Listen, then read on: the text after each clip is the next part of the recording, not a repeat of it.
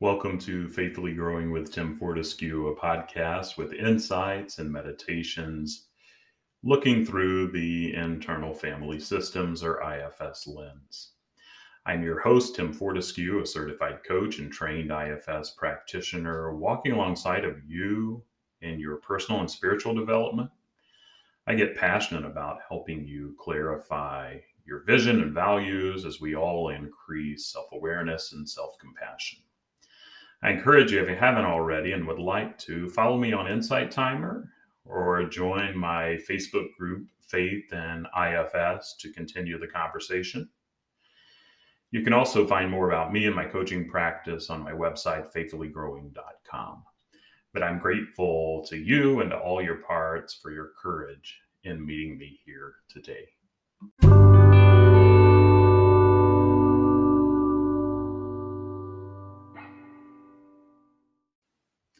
Know that I'm so grateful, and if I'm honest, a little blown away at the traction that this podcast has gained over the last few weeks, even. And so thanks for journeying with me in this process. If you have questions or comments or something you'd like to see covered, send me an email to tim@faithfullygrowing.com, and I would love to engage with you a little bit there. Today, we're going to look into a little insight and see if we can be curious about getting to know a little more about self and self-energy.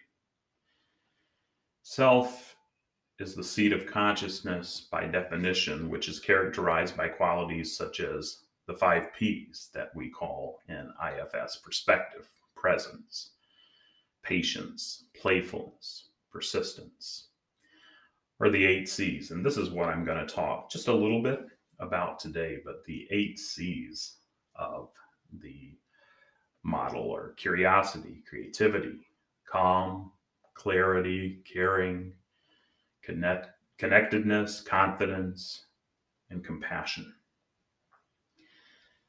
And self-energy is the perspective and feelings that our self brings into a relationship with our other parts, with other people.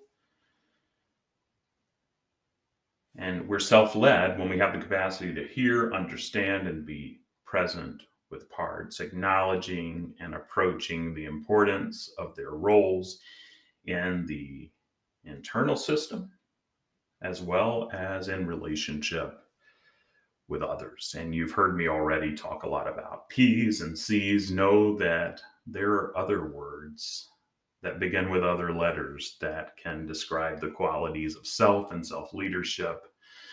But the 5 Ps, and particularly the 8 Cs, are a way to recognize the presence of self in yourself and in others. And know too that any one quality can lead to the rest. I've heard it said, and often tell clients, if we can get just one sliver, one drop of self-energy, then that can lead to a momentum of more and more. So let's look at the 8 Cs.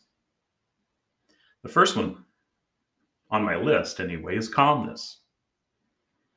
Being centered and able to maintain a physical groundedness in the face of stressful situations or parts, having a calming presence with other people, and experiencing a spacious, peaceful quiet inside.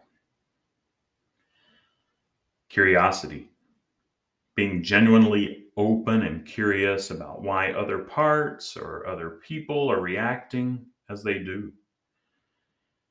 Instead of becoming upset, we can have an absence of agenda to change and just wanting to genuinely be curious and to understand. I've found in my own work and in work with others, if I can stay curious, then that can lead to many insights and stories and revelations that my system and the system of others is trying to help me understand and help me to hear.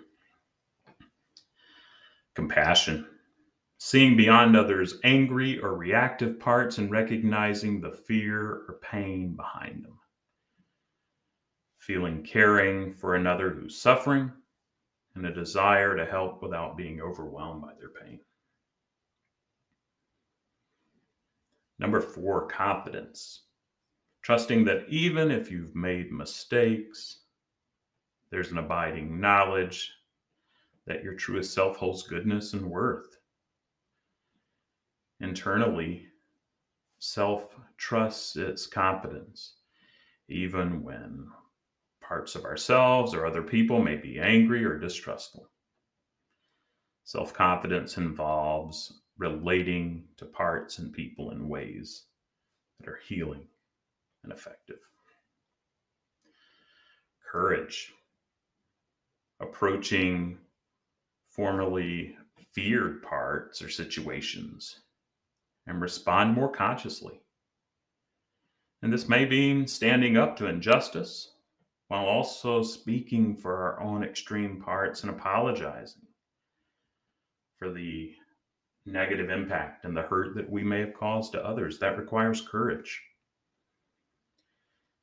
And clarity. Maintaining a clear, undistorted view of situations and parts with an absence of projections of our own parts and own insights onto others. And then 2 more that I'm going to share. Connectedness, feeling a sense of connection with all parts and other people, or even a desire to connect or reconnect. Recognizing that all life is connected and that the sense of separateness is really an illusion. And then finally, creativity. Being free to realize creative potential and to enjoy exploring new things. Encouraging those more protective parts to relax and allow other parts to express themselves unencumbered by burdens of fear, worthlessness, or shame. In a nutshell, self describes the essence of you. Underneath all of your protective and defensive adaptations and strategies, self is you and me when we first came into the world.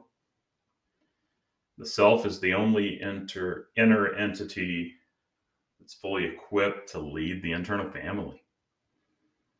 The concept of self can be framed in many different ways.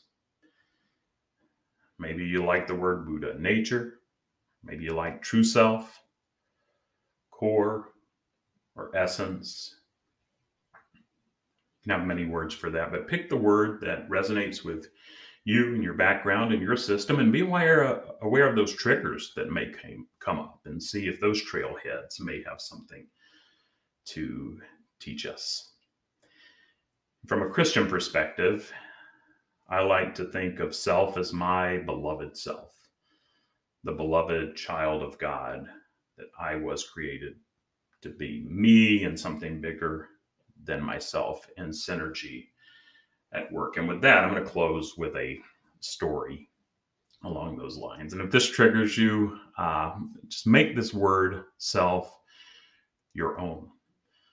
But Henry Nouwen is an author that I have respected, and his writings have given me and my system a lot of healing. And in his book, Life of the Beloved, he shares a story of a weekly prayer service that he led at a home for those who had, many of them, cognitive disabilities.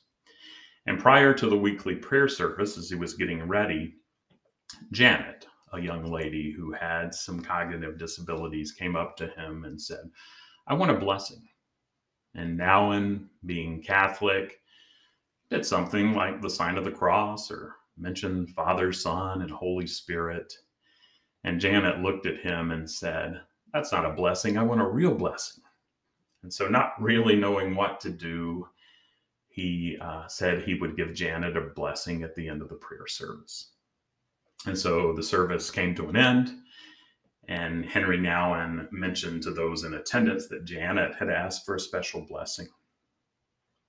And not really knowing what to do, he invited Janet up, and she embraced him. And he's wearing a big flowy white robe, and just the vestments, just as Henry hugged her back, she was just enveloped in those vestments. And here is the blessing that Henry Nouwen said to Janet. And I want to share this blessing with those of you who are listening, may need some encouragement today.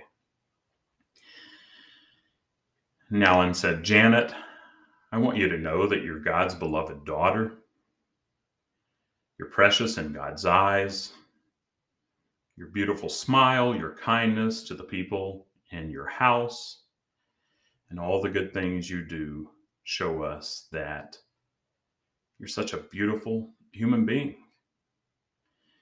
And I know that you feel a little low some days and that there's sadness in your heart sometimes, but I want you to remember who you are. A very special person, deeply loved by God and all the people who are here with you. And that blessing didn't end with Janet. When Nouwen was finished with that blessing, others came up and asked for a blessing.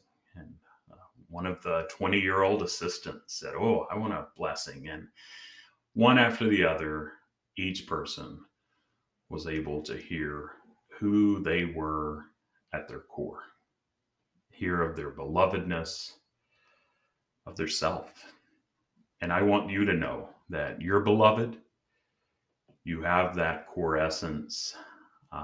You have a lot to offer the world. So see if you can tap into some of that self energy today, the calmness, the curiosity, compassion, confidence, courage, clarity, connectedness, and creativity. And so I hope that this was helpful. Know that all parts have aspects of self. And when they're unburdened, those unburdened places can be filled with other characteristics like the playfulness and the persistence and the calmness and curiosity and joy and graciousness and whatever you want to fill there, among other things. But know you're loved. Know that you're a gift, and even if parts may struggle with that, let them know they're welcome to. And so thanks so much for joining me again, and take good care of yourself.